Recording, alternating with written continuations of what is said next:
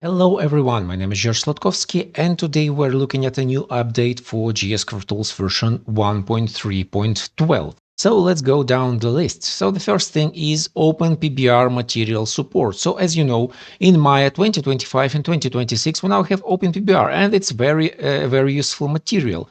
So now UV editor will recognize and support this material. So as you can see, you will have just a normal functionality, but if I go and check the material for this card over here, you will see that it is, let me just make it a little bit bigger. I've scaled Maya, so it's better for YouTube. And as you can see, OpenPBR surface over here. So, and it shows on UV editor just fine. So now you can use it. The next thing is added support for Photoshop, EXR and HDR file formats for the UV editor.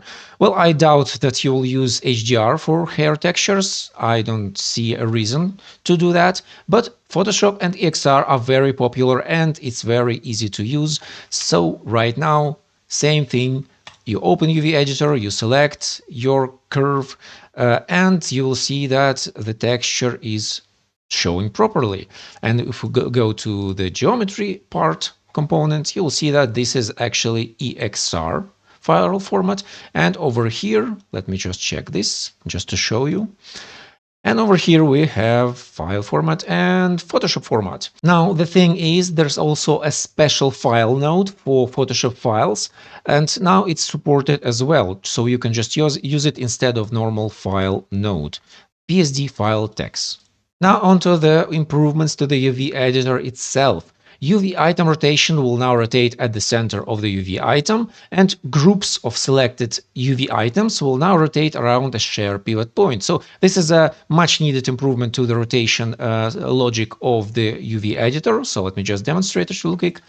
We have this collection of cards over here. We open the UV editor, you will see it over here. So before, when you tried to rotate one UV card like that, and it had like this shape. It was very small and just like that.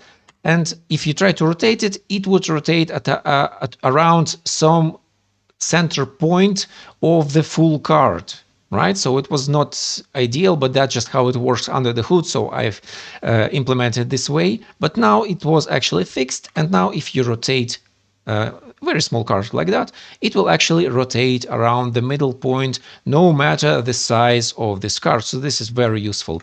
Let's just undo this, select it again. And now the groups will also rotate around a shared pivot. So not individual cards around individual pivots like it was before. And now if we select all of the cards and we will rotate them, they will just rotate around the shared pivot point, as it should, probably. So the next thing is new UV draw mode. So before, when you were using draw mode, let's just enable it, and you selected a bunch of cards or just one, doesn't matter, and you started drawing, you would see that by default it's rotated this way. So the root part of the UV card over here is over here near the origin. But sometimes, as I have right now over here, for example, your texture is rotated 180 degrees, and it would be great to just like draw it, rotate it automatically. So now, if we go to draw mode, you'll see that we have normal and inverted mode over here. You can just check the tooltip what it does, and you can just enable it. And now everything will be drawn upside down, basically just as this texture map over here. But of course, you can just press D multiple times, because this will just switch between it, and you will just now draw every new card just like that. It will be inverted as it should. Now the next big improvement is UV scale has uniform mode. Let me just demonstrate real quick. We have a bunch of cards over here, and we want to scale all of them. So right now we have two modes of scale. We can scale horizontally like that, each individual card, by the way, and we can scale like vertically, and you'll see that those cards are rotated, so they are basically scaled upside down. That's, by the way, intentional, because if you want to scale multiple cards like that, you will just scale them in the correct orientation.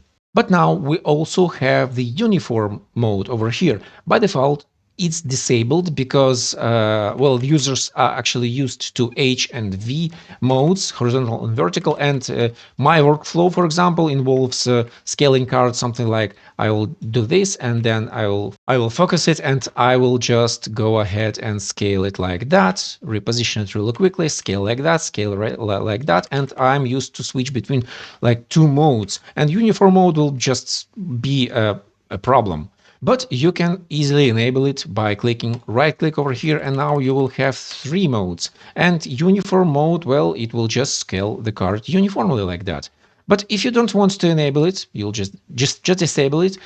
Enable scale mode and hold shift button, and now you will see when I hold shift, it also scales it uniformly, and it will switch back to the previous mode automatically.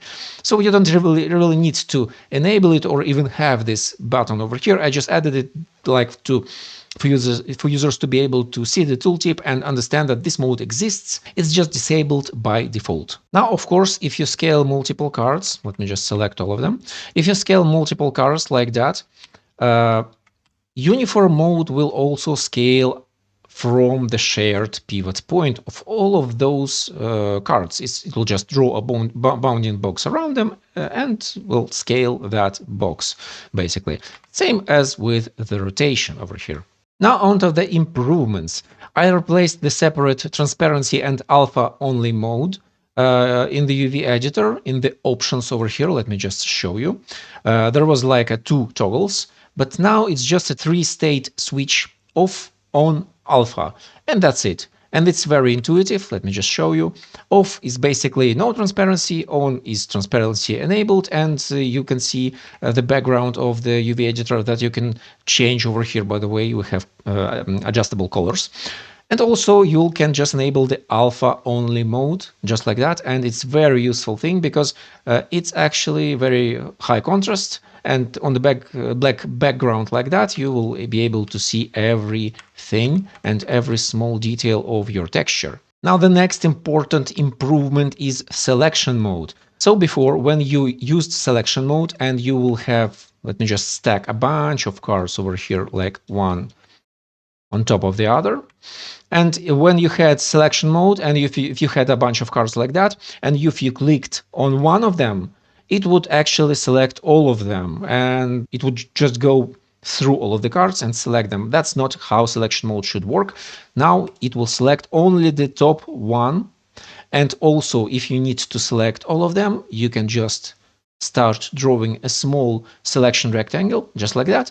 Select them, and now you actually select all of them. So just use selection rectangle if you need to select all of them, and simple click if you just need to select one of them. And the last thing in this update not connected to UV editor is randomize selection mode. It was improved as well. Now we want to randomly select some of the curves from this selection. We would go to randomize window over here, randomize curve, and enable selection. And now we will start dragging. And before, when you drag this slider, you would see this preview and you would think like, that's what I'm going to get when I actually click randomize. But that was not the case. Unfortunately, you stopped dragging this randomize slider over here.